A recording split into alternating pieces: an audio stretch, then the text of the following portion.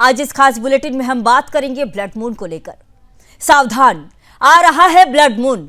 अब रात का चांद लाल हो जाएगा, जो अपने असर से बदल सकता है हर किसी का सितारा। जी हां, आपके धन, स्वास्थ्य और भाग्य पर गहरा असर डालने वाला वो ग्रहण आ रहा है, जिसका असर सब पर पड़ेगा।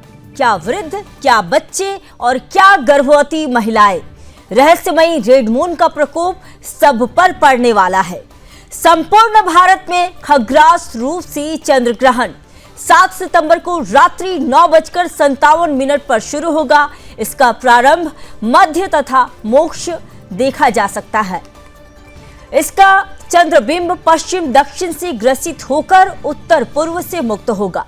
ग्रहण का समापन 8 सितंबर रात्रि 1:26 पर होगा। वहीं सूतक काल 7 सितंबर दोपहर 12:57 से आरंभ होगा। ग्रहण की कुल अवधि 3 घंटे 29 मिनट रहने वाली है। यह चंद्र ग्रहण केवल भारत तक सीमित नहीं रहेगा, बल्कि इसके दृश्य विश्व के कई हिस्सों में दिखाई देंगे। भारत सहित पूरे एशिया में ग्रहण स्पष्ट दिखाई देगा। संपूर्ण यूरोप के देशों में इसका नजारा साफ दिखाई देगा। ऑस्ट्रेलिया और न्यूजीलैंड में भी ये ग्रहण देखा जा सकेगा। अफ्रीका के अधिकांश हिस्सों में इसका दृश्य रहेगा। चंद्र ग्रहण दक्षिणी अमेरिका के पूर्वी क्षेत्र में भी नजर आएगा और पश्चिमी उत्तरी अमेरिका में भी ये खगोलीय नजारा दिखेगा। ज्योतिष बताते हैं कि इसका असर तमाम राशियों पर पड़ने वाला है। तो आखिर किन राशियों पर इसका क्या असर पड़ेगा और इसके प्रकोप से बचने के लिए क्या करें और क्या ना करें, यही जानेंगे आज के हमारे इस विशेष कार्यक्रम में।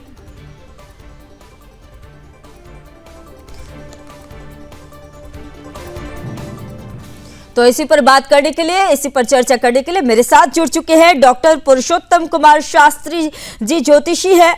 आपका बहुत स्वागत है सर। और साथ ही डॉक्टर HS रावत जो कि हिंदू धर्म गुरु हैं, आपका भी बहुत स्वागत है। तो सीधे मैं पुरुषोत्तम कुमार जी शास्त्री जी के पास में आना चाहूंगी।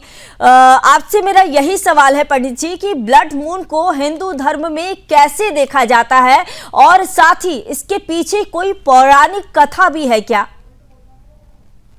धन्यवाद। सबसे पहले तो सुदर्शन चैनल को धन्यवाद करूंगा कि एक अच्छी जानकारी हमारे उन तमाम दर्शकों तक आप भेज। और खगोलीय गणना के अकॉर्डिंग हमारे ज्योतिष शास्त्र में इस ग्रहण का विशेष महत्व होता है, चाहे सकारात्मकता दे या नकारात्मकता दे। यह जो 7 तारीख को खग्रास चंद्र ग्रहण पड़ रहा, ये खास करके पूर्वा भाद्रपद नक्षत्र और कुंभ राशि पर हो रहा है जी।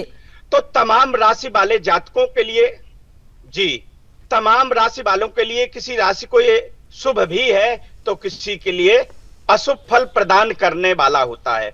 हमारे शास्त्रों में कहा गया कि अगर इस तरह की कोई जब ग्रहों की दृष्टियां पड़ती हैं, चंद्र ग्रहण पड़ता है, तो उसमें विशेष करके कुछ उपाय होते हैं और उन उपायों को किया जाता है। और उन उपायों को करने से जी हमारे ये ग्रहण का जो दोष है, खास करके उन गर्भवती महिलाओं के लिए विशेष महत्व होता है कि ग्रहण के समय में जैसे 9:57 से यह ग्रहण जो है प्रारंभ हो रहा है और 1:26 तक रहने वाला है।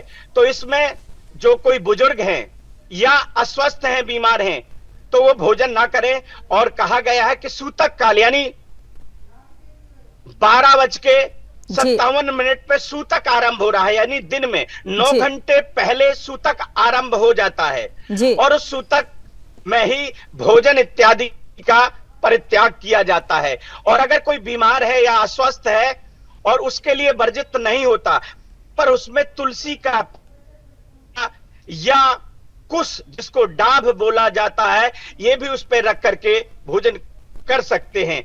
उसके पश्चात आपको ग्रहण के दौरान क्या करना चाहिए? गर्भवती महिलाओं को जी आकाश के नीचे नहीं आना चाहिए।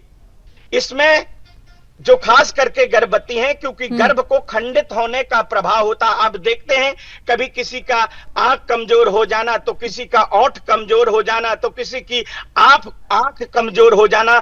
जो गर्भस्थ शिशु होता है, ये हमारे धर्म शास्त्रों में इसके बारे में बताया है।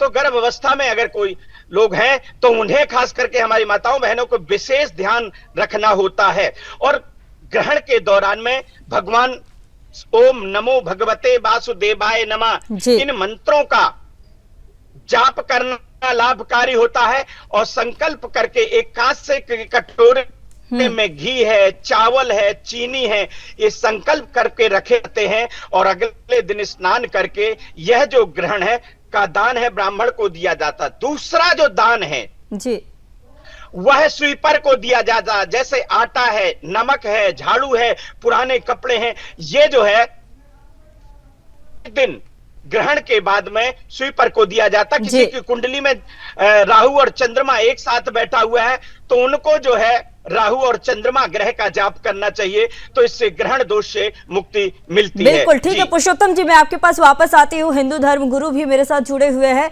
Doctor HS. रावत जी। आपसे मेरा ये सवाल है कि बहुत से लोग जो है वो ब्लड मून को सिर्फ एक साइंटिफिक घटना मानते हैं, आप इस बारे में क्या कहना चाहेंगे?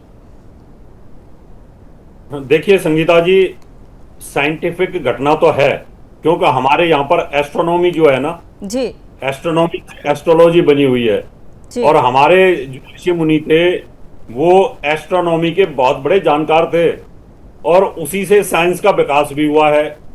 अगर वहां पर कोई घटना घटित हो रही है अंतरिक्ष में, तो हमारा वेद ये कहता है कि यत पिंडे तत् ब्रह्मांडे। अगर किसी भी प्रकार से चंद्रमा के ऊपर, चंद्रमा की रिफ्लेक्शन पृथ्वी के ऊपर नहीं आएगी, 3-3.25 घंटे तक अगर वो नहीं आएगी, तो और वो जो रिफ्लेक्शन पृथ्वी को देता है, जो अमृत पृथ्वी को फेंकता है, अमृत के बजाय वो विष का, जब विष आएगा तो पूरी पृथ्वी के ऊपर उसका बुरा प्रभाव पड़ेगा। और जहां जहां पर भी ये ग्रहण दिखाई देगा, फुल मून जो है ये रेड के तौर पे दिखाई देगा। इसका मतलब जो पूर्णिमा के दिन अमृत जो देता है वो चंद्रमा अमृत न देकर के विष देगा। और विष अगर पृथ्वी पे आएगा तो विषाणु आएगा, और विषाणु आएगा तो कोरोना जैसी स्थिति बनेगी। 2019 और 2020 में भी ये फुल मून ऐसे ही रेड मून आया था, तब भी हमने आप ही के चैनल पर सुदर्शन न्यूज पर भविष्यवाणी करी थी कि बहुत बड़ी कहीं ना कहीं बैक्टीरियल प्रॉब्लम्स आएंगी। अभी देखिए वही सिचुएशन अब दोबारा से बन रही है। तो कहीं ना कहीं विषाणु पैदा होना, महामारियां पैदा होना, क्योंकि चंद्रमा। पुरुषोत्तम जी के पास। पुरुषोत्तम जी यह बताइए कि ब्लड मून का आम जीवन या फिर स्वास्थ्य या फिर अगर व्यापार की बात करें, और साथ ही सबसे ज्यादा जो है अभी देश में जो है राजनीति पर क्या इसका प्रभाव पड़ेगा, क्योंकि राजनीति जो है देश में पूरी तरह से चरम पर है। आने वाले समय में कई राज्यों में चुनाव भी होने हैं।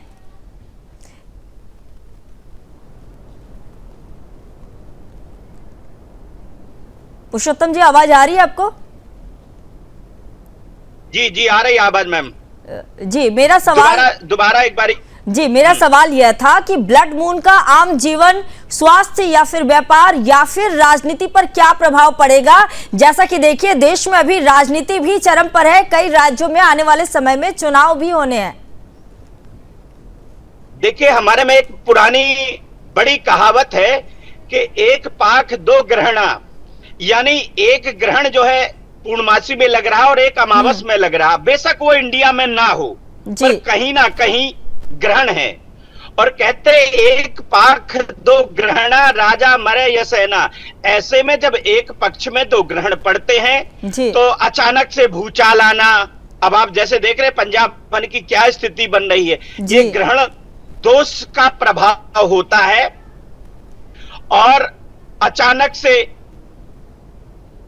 ज्यादा वृष्टि हो जाना, अचानक से आग इत्यादि का भय होना, राजनीतिक स्थिरता उत्पन्न हो जाना, अस्थिरता उत्पन्न होना, किसी बड़े निर्णय कर स्वास्थ्य अस्वस्थ होना या जीवन में उतार चढ़ाव आना, ये ऐसा योग बनाता है। तो कहीं ना कहीं लोग कहते नहीं कि अरे हमारे जीवन में तो ग्रहण लग गया। तो यह जी। ग्रहण दोष जो है ये हमारे सबके लिए कहीं ना कहीं हानिकारक होता है। और इस ग्रहण दोष से नकारात्मक प्रभाव बचने के लिए व्यक्ति को दान, पुण्य और जाप करना चाहिए, जिससे हमारा व्यापार में किसी प्रकार का कोई प्रभाव नेगेटिव ना आए। जी मैम। यानी कि आप ये कहना चाह रहे हैं कि जिस तरह से पंजाब में हुआ, यानी कि देखिए सिर्फ पंजाब ही नहीं, पंजाब में जो जिस तरह से बाढ़ आए, इसमें कई लोग जो है मर भी गए, लगभग 37 लोगों से ज्यादा की जो मौत हुई है, कई लोग जो है प्रभावित हुए, लाखों लोग। तो इस तरह की स्थिति सिर्फ पंजाब नहीं, उत्तराखंड में भी हुआ है और हिमाचल में भी हुए हैं, अभी दिल्ली में भी जो है बाढ़ की स्थिति बनी हुई है। यानी कि इसका भी जो असर है वो हम कह सकते हैं कि इसका भी असर ग्रहण, बाढ़ की स्थिति नहीं जी, यानी लोगों के जीवन में जो परेशानियां हो रही है। अगर हम दिल्ली एनसीआर की भी बात, जी जी बहुत ज्यादा अगर आप देखें, और ये खाली मानव जीवन के लिए ही ग्रहण का दोष प्रभावहीन नहीं होता है, ये तमाम पशु पक्षी जीव जंतुओं के लिए। अब आप देखें कि इस तरह से जो बाढ़ आ रही है, इसमें कितने मवेशी, कितने पशु, कितने पक्षी लोग मारे जा रहे हैं। इंसान के साथ साथ में जीव जंतु के लिए भी हानिकारक होता। कहीं बहुत ज्यादा वर्षा हो जाना तो बहुत ज्यादा कहीं अकाल पड़ जाना, ऐसी स्थिति आने वाले टाइम में भी बनाएगा। ठीक है, ठीक है। मेरे साथ हिंदू धर्म गुरु डॉक्टर एच.एस. रावत जी भी बने हुए हैं। सर, आपसे मेरा ये सवाल है कि क्या ब्लड मून के दौरान किया गया जप, ध्यान या साधना जो है सामान्य दिनों की तुलना में अधिक फलदायी होता है क्या, या फिर यह समय आध्यात्मिक ऊर्जा से भरा होता है, ऐसा भी कुछ है क्या? देखिए, मैं आपको बड़ा वैज्ञानिक आधार पे बताऊंगा जी। अगर पृथ्वी के ऊपर चंद्रमा की रोशनी नहीं आ रही है जी, अगर कहीं रोशनी आए तो उसका दुष्प्रभाव होगा जी। इसका मतलब अगर हम एनर्जी ना ले पा रहे हों, हमारे शरीर में एनर्जी नहीं आ रही है तो हमारे शरीर में नुकसान होगा। इसलिए रात को अंधेरे के अंदर डर भी लगता है, भय भी लगता है और एनर्जी का लेवल भी कम होता है, इसलिए रात को खाना खाना वर्जित होता है।